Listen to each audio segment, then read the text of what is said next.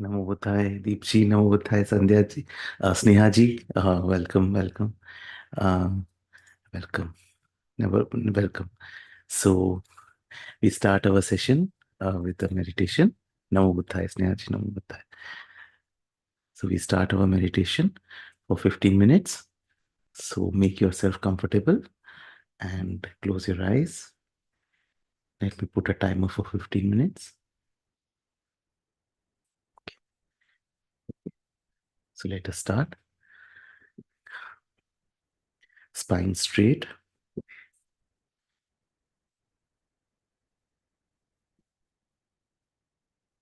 And gently bring your awareness on the breathing, on the abdomen, to the rise and fall of the abdomen. And start noticing the rise and fall of the abdomen. You may note it as rising, falling.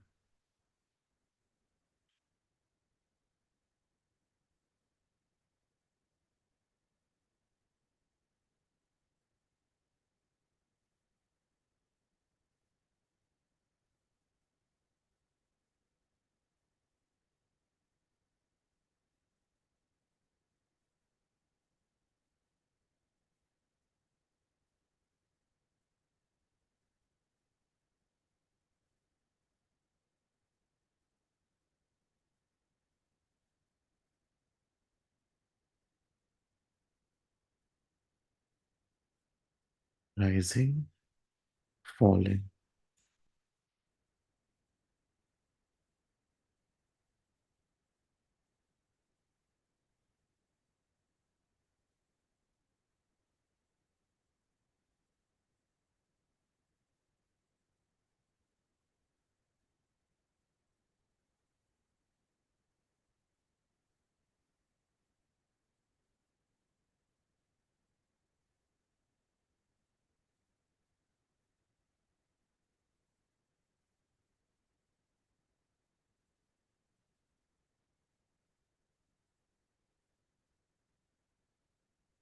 Keep noting the rising and falling of the abdomen.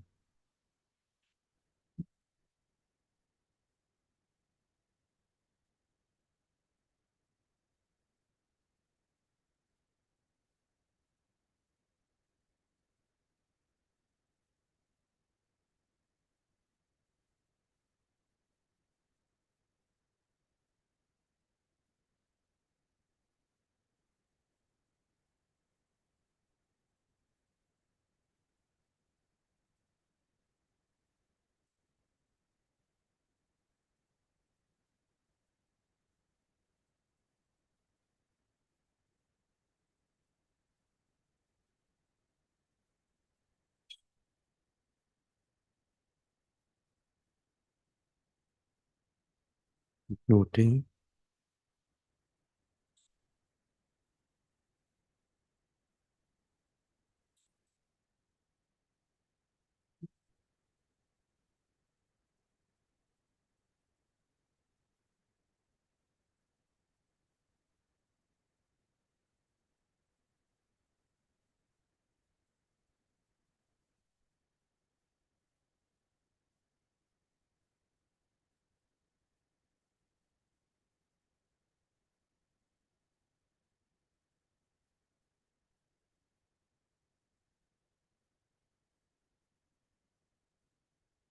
keep noting,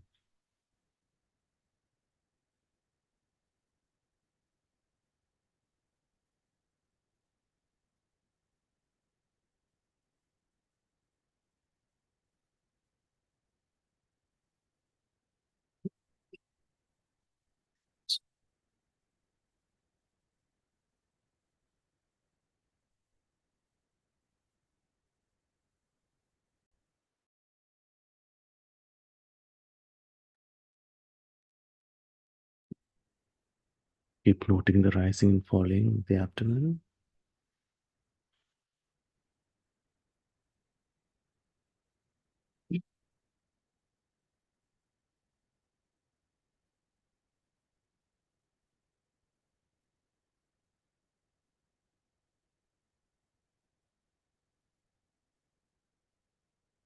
As you find your mind getting concentrated, you can bring your attention to whatever is arising in this moment.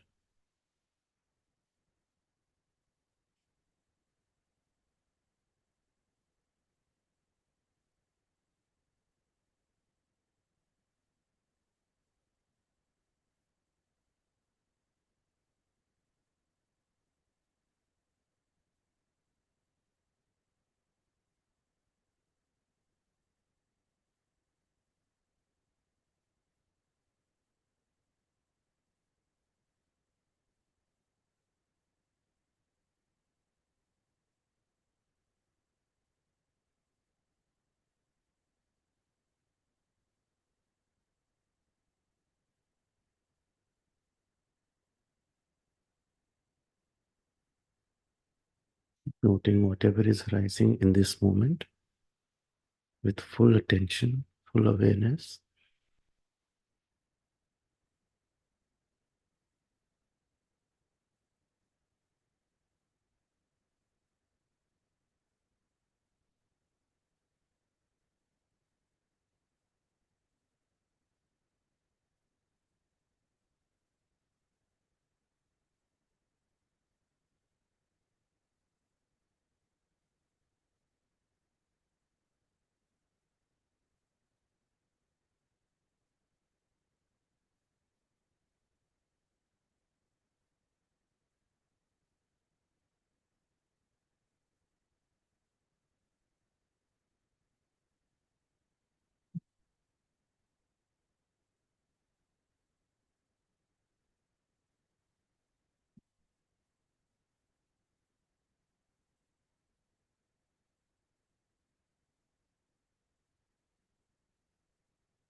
Noting with full awareness whatever is arising in this moment.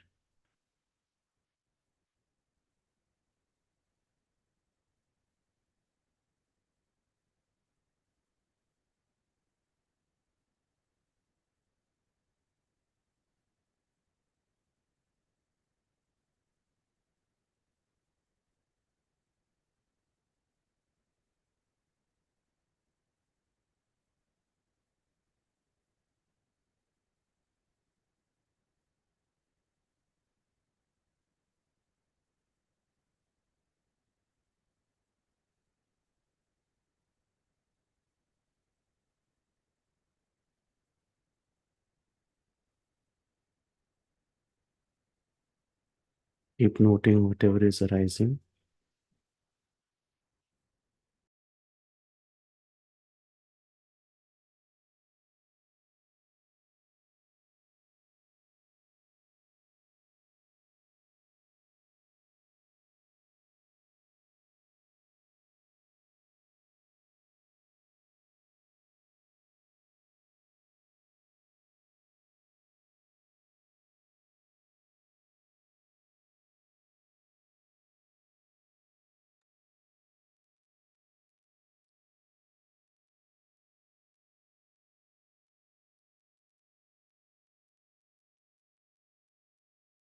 Keep noting whatever is arising.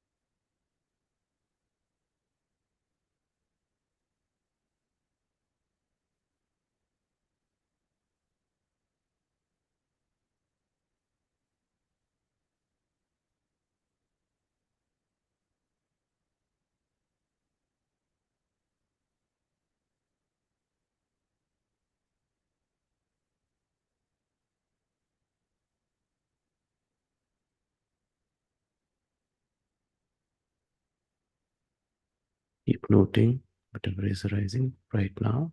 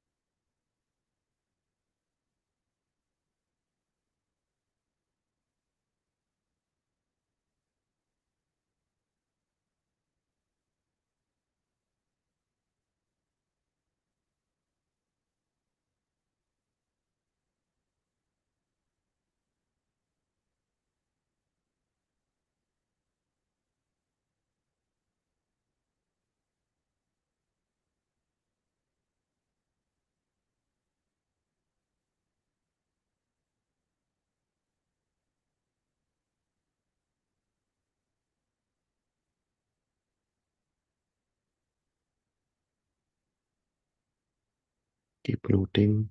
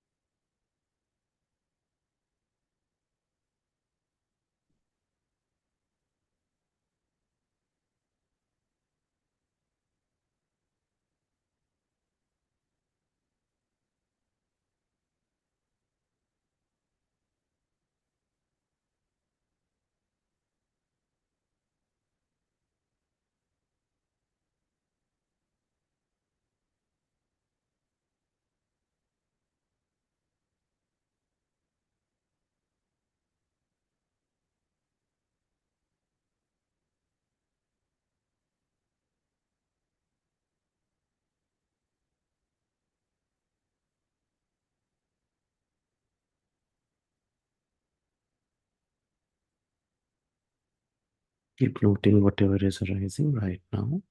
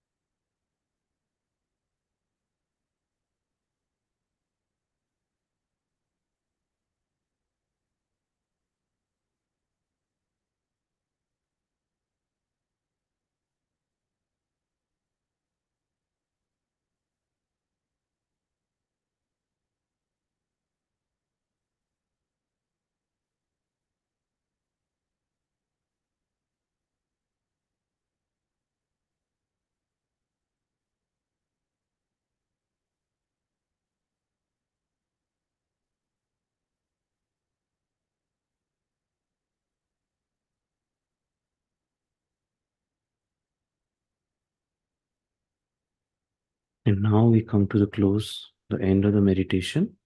You may take an intention that whatever merit that you have generated by doing this meditation may it go out to beings who are suffering, beings in this samsara who are suffering. May they be free of suffering. May they find peace.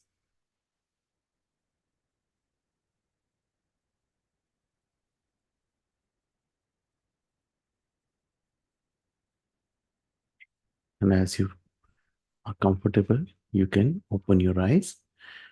Okay.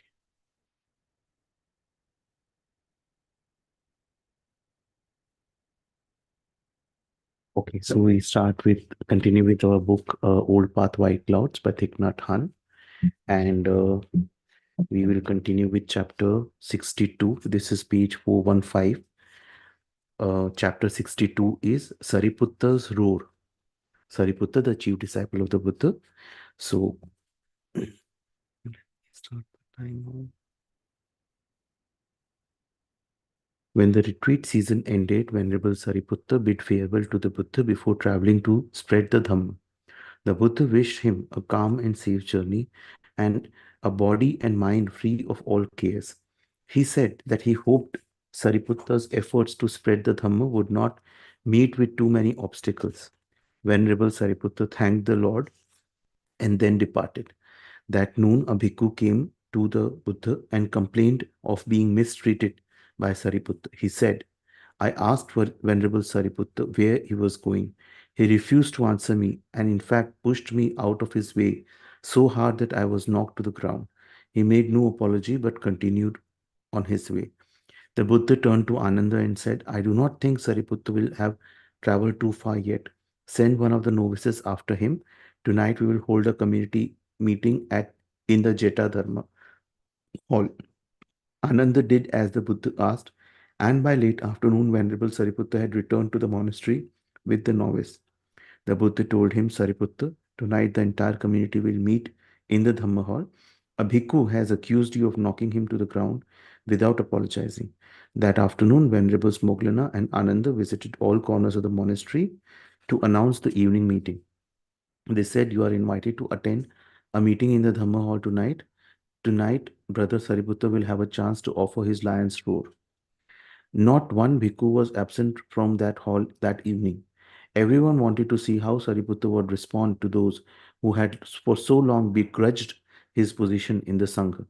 Venerable Sariputta was one of the Buddha's most trusted disciples. Because of that, he was the object of much misunderstanding and jealousy. Some of the bhikkhus felt the Buddha placed too much trust in Sariputta.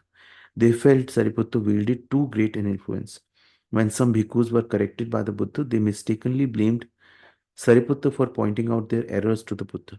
Some bhikkhus felt almost a hatred for Sariputta. They were unable to forget that some years before the Buddha had invited Sariputta to share his seat. Venerable Ananda recalled one monk named Kolalika who had lived at Jetavana 8 years earlier. Kolalika hated Sariputta and Moggallana so much that not even the Buddha himself could persuade him otherwise. Kokalika said that Sariputta and Moggallana were both hypocrites whose actions were motivated by ambition. The Buddha met privately with them and said that these two elders were sincere and that their actions arose from loving kindness. But Kokalika's mind was filled with jealousy and hatred. And finally, he left the monastery, joined the venerable Devadatta in Rajagaha, and became one of Devadatta's close associates. It was because of these kind of problems that Ananda had been reluctant to accept the responsibility of becoming the Buddha's attendant. Without the conditions he had suggested, such as not sleeping in the same room or sharing the same food with the Buddha, Ananda knew that many brothers would resent him also. Some brothers felt they did not receive enough of Buddha's attention. Ananda knew that such feelings could lead to anger and hatred and could even lead some to abandon the Buddha, their teacher. Ananda also recalled a woman in Kalmasayadama village in Kosambi named Magandika who grew to hate the Buddha when she did not receive special attention from him. She was a beautiful Brahmana woman. The Buddha was 44 years old when she met him. She was immediately attracted to him as her feelings grew stronger, she longed to know if the Buddha felt any special regard for her. Magandika did everything she could think of to receive his special attention, but the Buddha treated her as he did everyone else. In the end, her affections turned to hatred.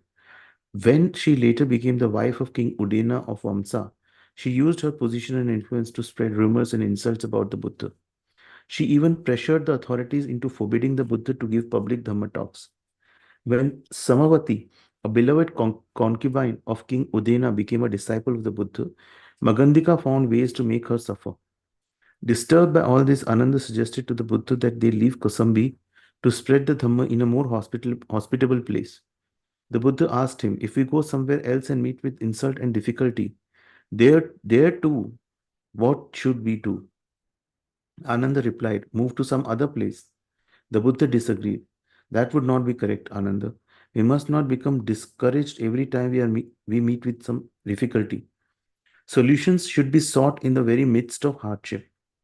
Ananda, if we practice equanimity, we will not be bothered by insults and slander. The people who slander us cannot harm us. They only harm themselves. When a man spits at the sky is not sullied.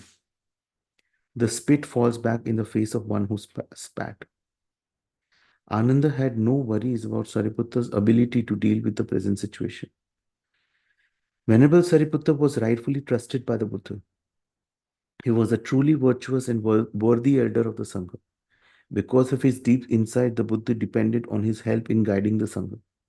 He was the author of the several sutras, including the Hatipadopanna Sutta, the Sutta on the elephant's footprints, in which he speaks about the relation of the four elements to the five aggregates in an original way based on the fruits of his own practice. When the Buddha entered the Dhamma hall, all the bhikkhus rose to their feet. He motioned for them to be seated again, and they sat down himself. He motioned to Venerable Sariputta to sit on a low chair placed next to him. The Buddha spoke to Sariputta. A bhikkhu has accused you of knocking him down and not apologizing. Do you have anything to say about this? Venerable Sariputta stood and joined his palms. He bowed first to the Buddha and then to the community. He said, Lord, a monk who does not practice, who does not contemplate the body in the body, who is not mindful of the actions of the body, such a monk could knock down a fellow monk and leave him there without apologizing.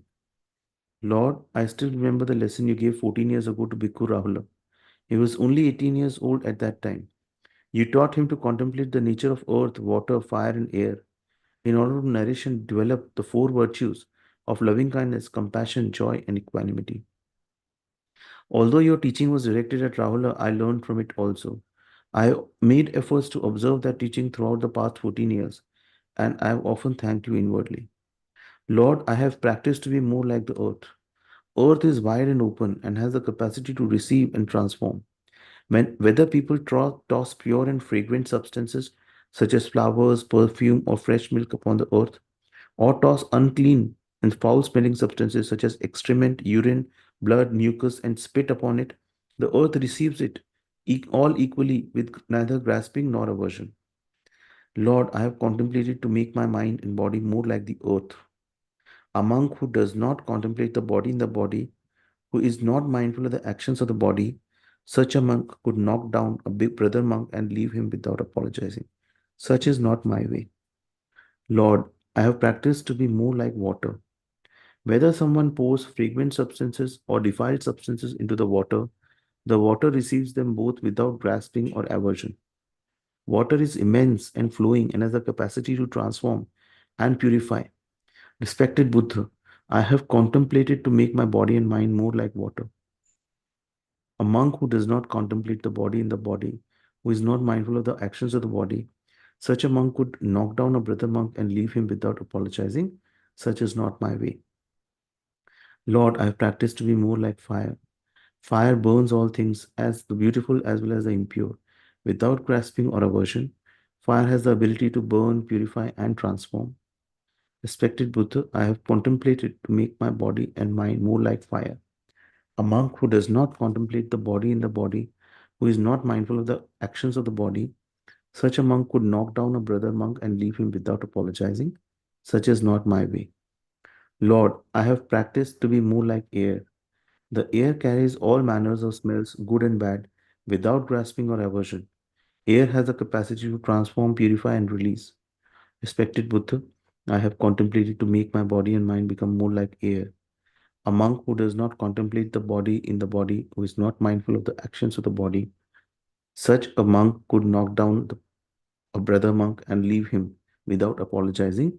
Such is not my way.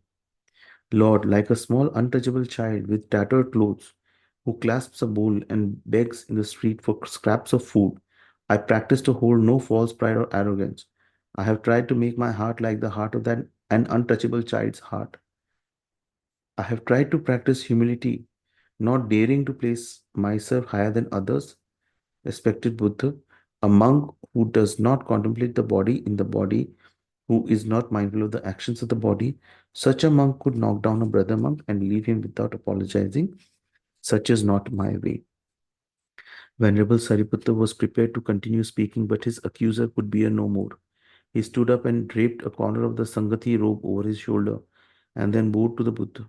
With his palms joined, he confessed, Lord Buddha, I have violated the precepts. I have borne false witness against Venerable Sariputta. I confess my transgression before you and the entire community. I vow to observe my precepts in the future. The Buddha said, it is good that you have confessed your transgression before the community. We accept your confession. Venerable Sariputta joined his palms and said, I bear no grudge against my brother, and I ask him to forgive anything I may have done to upset him in the past. The bhikkhu bowed to Sariputta with his palms joined. Sariputta returned his bow. Happiness filled the Dhamma hall. Venerable Ananda stood up and said, Brother Sariputta, please stay with us a few more days. Your brothers would welcome a chance to spend more time with you. Venerable Sariputta smiled his acceptance. With the retreat season over, the Buddha traveled to many villages in the countryside. One day he spoke in Kesaputta, a village which belonged to the Kalama clan. Many young people gathered to hear him. They had all heard about Monk Gautama, but this was the first opportunity they had to meet him in person. One young man joined his palms and spoke. Teacher, for a long time many Brahmana priests have come to Kesaputta in order to teach their various doctrines. Each priest claims that his doctrine is superior to others' doctrines. This has confused us. We do not know which path to follow. In fact, we have lost faith in all the doctrines. We have heard that you are an enlightened master. Can you tell us whom we should believe and whom we should not? Who speaks the truth and who is merely spreading false doctrines? The Buddha answered, I can understand why you have given rise to doubts. Friends, do not be hasty to believe a thing, even if everyone repeats it, or even if it is written in a holy scripture, or spoken by a teacher revered by the people. Accept only those things which accord with your own reason, things which the wise and virtuous support, things which in practice bring benefit and happiness. Abandon those things which do not accord with your own reason, which are not supported by the wise and virtuous, and which in practice do not bring benefit and happiness. The Kalamas asked the Buddha to tell them more. He said, Friends, suppose there is a person ruled by greed, anger, and ignorance. Will his greed, anger, and ignorance bring him happiness or suffering? The people answered, Master, greed, anger, and ignorance will cause such a person to commit acts that bring suffering to himself and others. Is so Buddha said, is living by greed, anger, and ignorance supported by the wise and virtuous? No, Master. The Buddha continued, take the example of someone who lives in accordance with loving kindness, compassion, sympathetic joy, and equanimity, who makes others happy by relieving their suffering, and who rejoices over the good fortune of others, and who treats others without discrimination. Will such qualities bring that person happiness or suffering? Teacher, such qualities will bring happiness to the person and to all those around him. Buddha said, are loving kindness, compassion, joy, and equanimity supported and encouraged by the wise and virtuous? Yes, Master. My friends, you are already qualified to discern which things to accept and which things to discard. Believe and accept only those things which accord with your own reason, those things which are supported by the wise and virtuous, and those things which in practice bring benefit and happiness to yourself and others. Discard things which oppose these principles. The Kalama youth were encouraged by the Buddha's words. They saw that his teaching did not require unconditional faith. The Buddha's way truly respected freedom of thought. Many of the Kalamas asked to be accepted by the Buddha as a disciple that day. So this is chapter 62, and we continue with chapter 63. Title of the chapter is All the Way to the Sea. During his travel, the Buddha stopped in the village of Alavi. The Buddha and the 8 bhikkhus were offered a meal in a public building there, while all the local people were served food as well. Following the meal, the Buddha was about to begin a Dhamma talk when an elderly farmer, almost out of breath, entered the hall. He was late because he had to search for a lost water buffalo. The Buddha could see that the old farmer had not eaten all day, and he asked that rice and curry be served to the old man before he would begin the Dhamma talk. Many people felt impatient. They did not understand why one man should be allowed to hold up the Buddha's discourse. When the farmer was finished eating, the Buddha said, "Respected friends, if I delivered a Dhamma talk while our brother was still hungry, he would not be able to concentrate. That would be a pity. There is no greater suffering than hunger. Hunger wastes our bodies and destroys our well being, peace, and joy. We should never forget those who are hungry. It is a discomfort to miss one meal, but think of the suffering of those who have not had a proper meal in days or even weeks. We must find a way to assure that no one in the world is forced to go hungry." After Alavi, the Buddha followed the Ganga northwest towards Kosambi. He paused to watch a piece of driftwood being carried downstream. He called the other bhikkhus, pointed to the piece of wood, and said, "Bhikkhus, if that piece of driftwood does not become lodged against the river bank, if it does not sink, if it does not become moved on a sandbar, if it isn't lifted out of the water, if it isn't caught in a whirlpool or rot from the inside out, it will float all the way into the sea. It is the same for you on the path. If you don't become lodged against the river bank, if you don't sink, if you don't become moored on the sandbar, if you are not lifted out of the water, if you do not become caught in a whirlpool or rot from the inside out, you are certain to reach the great sea of enlightenment and emancipation." The bhikkhus said, "Please, Lord, explain this more fully. What does it mean to become lodged against the river bank or sink or to be moved on a sandbar?" The Buddha answered, "To become lodged against the river bank is to become entangled by the 6 senses and their objects. If you practice diligently, you will not be entangled in feelings which result from contact between the senses and their objects. To sink means to become enslaved by desire and greed, which rob you of your strength needed to persevere in your practice. To become moored on a sandbar means to worry about serving only your own desires, forever seeking advantage and prestige for yourself, while forgetting the goal of enlightenment. To be lifted off from the water means to lose yourself in dispersion, loitering with people of poor character instead of pursuing the practice. To be caught in a whirlpool means to be bound by the 5 categories of desire, being caught by good food, sex, money, fame, or sleep.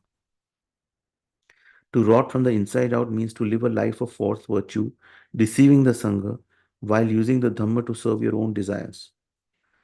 Bhikkhus, if you practice diligently and avoid these 6 traps, you will certainly attain the fruit of enlightenment, just as that piece of driftwood will make it to the sea if it overcomes all obstacles." As the Buddha spoke those words to the bhikkhus, a youth tending water buffaloes nearby stopped to listen. His name was Nanda. He was so moved by the Buddha's words that he approached the bhikkhus and asked to be accepted as a disciple. He said, "Teacher, I want to be a bhikkhu like these brothers. I want to follow the spiritual path. I promise to devote myself to studying the way. I will avoid being caught against the river bank, sinking, becoming moved on a sandbar, being lifted from the water, becoming caught in a whirlpool, and rotting from the inside out. Please accept me as a disciple." The Buddha was pleased by the young man's bright countenance. He knew that young man was capable and diligent, although he had probably had little or no schooling. The Buddha nodded his acceptance and asked, "How old are you?" Nanda said, "Master, I am 16. Are your parents living?" "No, master, they are both dead. I have no other family. I take care of a rich man's water buffaloes in exchange for a shelter." The Buddha asked, "Can you live on just one meal a day?" "I have been doing that already for a long time." The Buddha said, "In principle, you should be 20 years old before being accepted into the Sangha. Most young men are not mature enough to live the life of a homeless monk until they are at least 20. But you are clearly special. I will ask the community to waive the usual requirement in your case. You can practice as a Samanera novice for 4 years before taking the full precepts. Return the water buffaloes and ask your master's permission to leave his employment. We will wait here for you.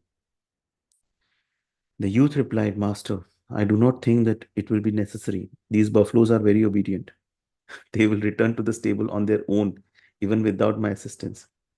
The Buddha said, No, you must lead them back yourself and speak to your master before you can join us. But what if you are gone by the time I return? The Buddha smiled, Do not worry, you have my word that we will wait here for you. When Nanda led the buffaloes back to their stable, the Buddha spoke with Swasti. Swasti, I will place this young man under your care. I believe you understand best how to guide and support him because Swasti himself was a used to handle water buffaloes. Swasti joined his palms and smiled. Venerable Swasti was 39 years old now. He knew why the Buddha wanted him to be young Nanda's instructor. He knew why Buddha wanted him to be young Nanda's instructor. Long ago, Buddha delivered the sutta on tending water buffaloes after being inspired by his friendship with Swasti when Swasti was a buffalo boy like Nanda. Swasti knew he could guide Nanda well on the path. He knew that his closest friend, Venerable Rahula, would assist him also. Rahula was now 36. Okay, so we close here and we continue tomorrow on this book. I hope it was a good reading. If there was lots of points for reflection. Thank you, Deepji. Yes, so lots of points are there for us to reflect, especially the traps, like what Buddha said, the traps that are there, right? So essentially, it's all becoming good person as a good human being and also not getting attached to any particular view. We don't even say that Buddha's view is the right view and all other views are wrong view. If we say that, then we are even stuck there, right? So basically becoming better human being. So I was actually reading this thing, one sutta in the morning today, and I could not make a video on this. I It's just there where Buddha had given a gradual path. He said that Brahmanas, they have a gradual path. Even like a archery, if someone wants to learn archery, there is a gradual path. So Buddha also gave the path. So he said, Buddha, what is your path? Like, what is the path, the gradual training? So Buddha gave this training that was there. Like, the first you have to, your conduct should be good, ethical conduct. Then you should eat in moderation. So this was specifically there in the thing that you should eat in moderation. Then you should practice sense restraint, restraint over the five senses. That is as much as possible restraining, like not too much TV, right? Not too much, even viewing YouTube or social media, or restraint on eyes and restraint on all the five senses. Then practicing mindfulness of walking, mindfulness of sitting, right? Situational awareness, because that mindfulness is that guard, right? So there's this sutta that was there, right? So yes, anyone wants to share anything that you have learned? Yeah, so basically this, yeah, Buddha was saying that, Buddha said that so he brought this kind of he encouraged bhikkhus that you should not uh, eat after sunset and not eat at the wrong time, which is like at night.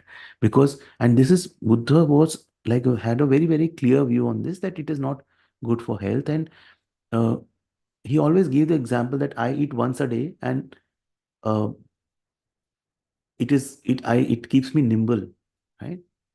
And so yeah, yes, Nehaji. So basically, see, so Buddha said that he put that rule.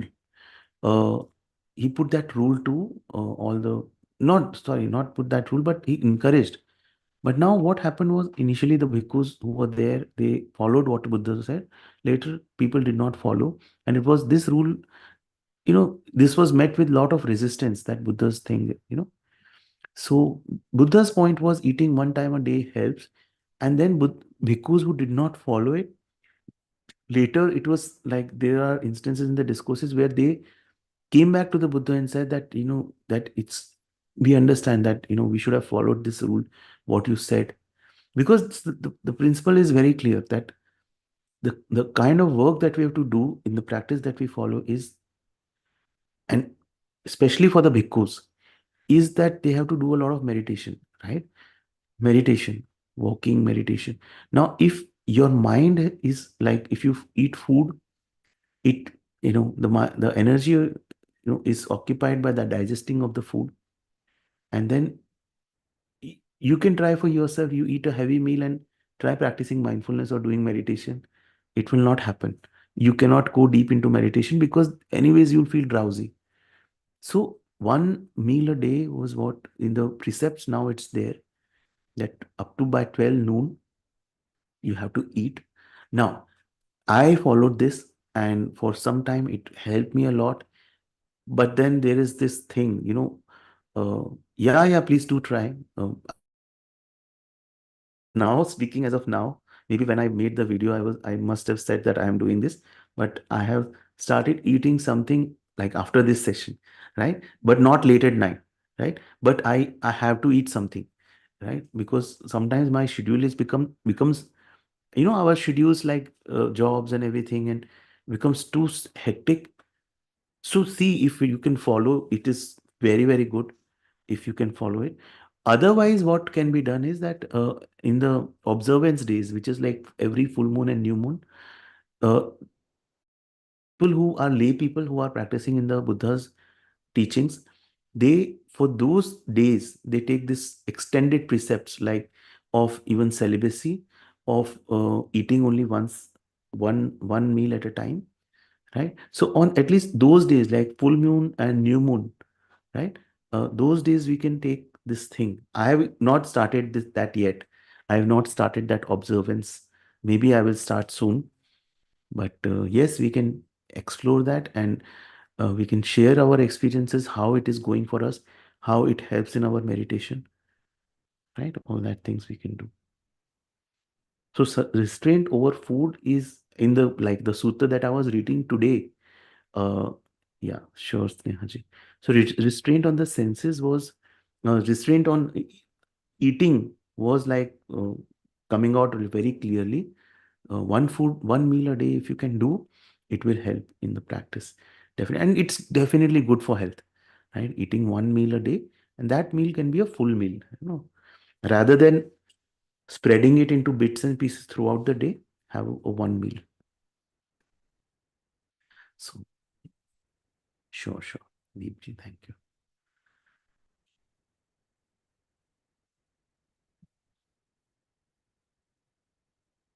Yes, craving, Sneha, what I will suggest is, yeah, absolutely. See, there's no point, kind of, having that kind of a thing and then having this craving. That's what, I also observed, right? We have to also listen to our body and do to the extent that is right for us, right?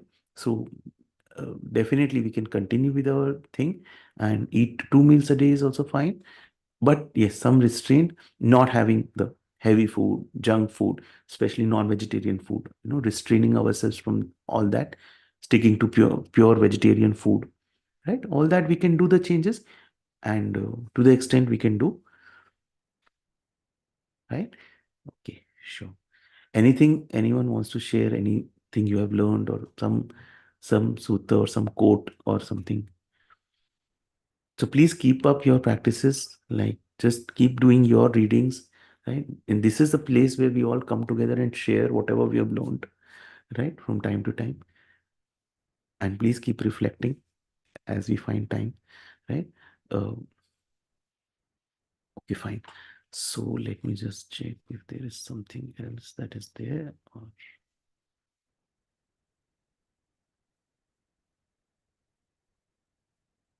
Okay, sorry, just hold on.